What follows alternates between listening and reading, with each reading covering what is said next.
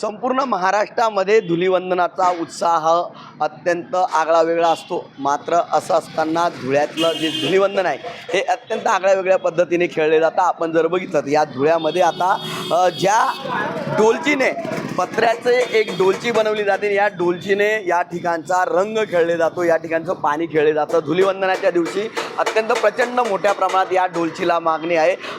विशेषतः तरुणांमध्ये या डोलचीला मागणी असते आणि ही डोलची आता करण्याचं काम आता या ठिकाणी सुरू करण्यात आलेलं आहे. या आपण जिंगर गल्लीमध्ये आहोत आणि या जिंगर गल्लीमध्ये गेल्या अनेक वर्षांपासून या पत्र्यापासून बनवलेल्या डोलच्या तयार करण्याचं काम आता कारागिराकडून केले जात आहे.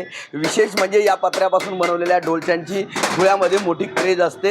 या डोलच्यांच्या माध्यमातून तरुण एकमेकांवर पाणी फेकतात आणि या डोलचीचे फटके गाण्यासाठी अनेक वेळा मुंबई पुण्याहून धुळ्यामध्ये ही डोलचीची रंगपंचमी खेळण्यासाठी धुळेकर तरुण या ठिकाणी येत असतात. अत्यंत मोठ्या प्रमाणामध्ये ही मागणी आहे. सुमारे 40 ते 50 हजार तरुण या डोलच्या खरेदी करतात आणि त्यामुळे या डोलच्या करण्याचं काम आता सुरू करण्यात आलेलं आहे. या ठिकाणी आपण जर बघितलं तर पत्र्याच्या किमतीमध्ये वाढ झालेली आहे. मात्र कुत्याच्या किमतीमध्ये वाढ झाली असली तरी तरुण या डोलची घेण्यासाठी मागे पुढे बघत नाही आणि डोलचीची होळी आणि रंगपंचमी खेळण्यासाठी धुळ्यात येत असतात. आणि आता अशाच पद्धतीने या डोलच्या आता बनवण्याचं काम सुरू आहे आणि अवघ्या 8 दिवसानंतर हे रंगपंचमी अर्थात धुलिवंदन या ठिकाणी जोरदारपणे धुळेकर या ठिकाणी साजरी करणार आहेत.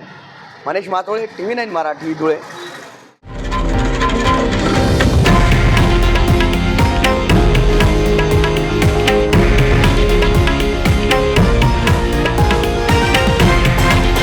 हे आहे देशातील नंबर 1 न्यूज नेटवर्क आणि आपण पाहत आहात TV9 मराठी, एकमेव.